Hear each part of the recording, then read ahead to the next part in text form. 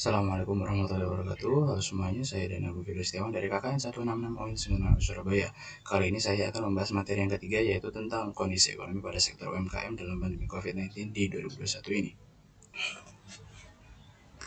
Salah satu upaya pemulihan ekonomi nasional yang dilakukan pemerintah di masa pandemi COVID-19 ini adalah yaitu mendorong sektor UMKM yang memiliki peran penting dalam perekonomian nasional karena banyaknya pekerja yang terlibat langsung.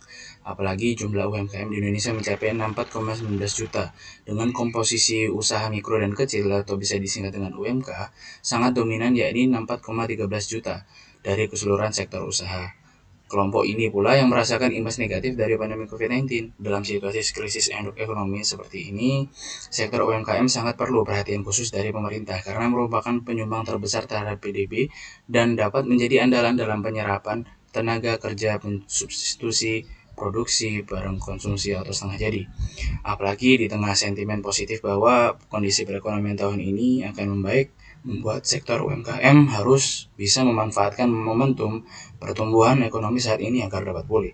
Tulisan ini mengkaji kondisi UMKM akibat perlambatan ekonomi yang muncul karena pandemi COVID-19 serta bagaimana upaya pemerintah dalam mendorong UMKM dengan memanfaatkan momentum pemulihan ekonomi nasional dalam pandemi COVID-19 ini.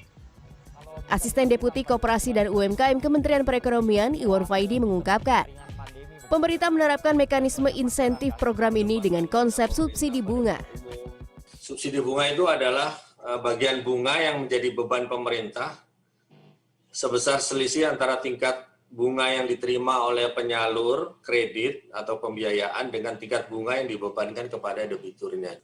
Yang kedua adalah penempatan dana pemerintah pada bank umum untuk restrukturisasi kredit. Untuk tahun 2021 jumlahnya sekitar 66,9 triliun. Deputi Usaha Mikro Kemenko PUKM Edi Satria mengungkapkan penyaluran bantuan sudah mencapai 88%.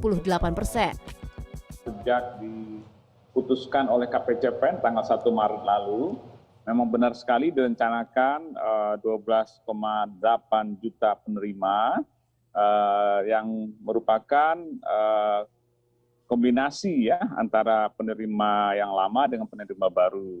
Nah, anggaran tersedia baru 9,8 Mas ya. Jadi sudah kita proses yang 9,8 ini.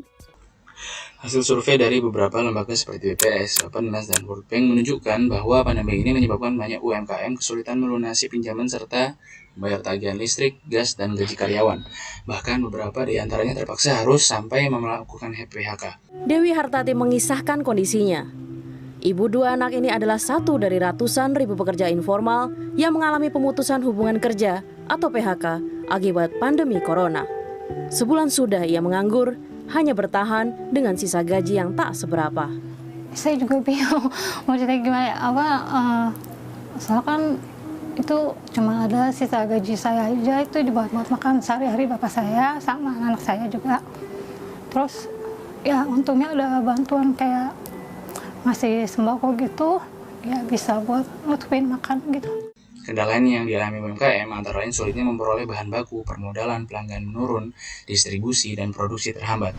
Selain itu, perubahan perilaku konsumen dan peta kompetisi bisnis juga perlu diantisipasi oleh para pelaku usaha karena adanya pembatasan kegiatan.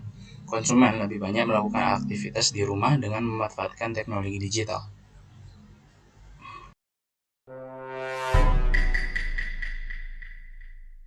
Pandemi COVID-19 ini berdampak besar pada penurunan perekonomian nasional termasuk sektor UMKM.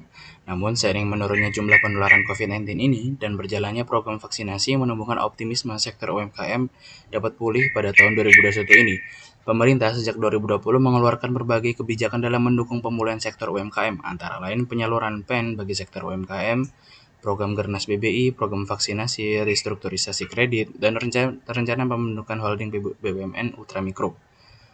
DPR RI melalui komisi terkait ini perlu memberikan dukungan dan perhatian pada pemerintah dalam melaksanakan kebijakan yang diambil guna memulihkan sektor UMKM agar momentum pertumbuhan ekonomi di tahun 2021 ini dapat terwujud.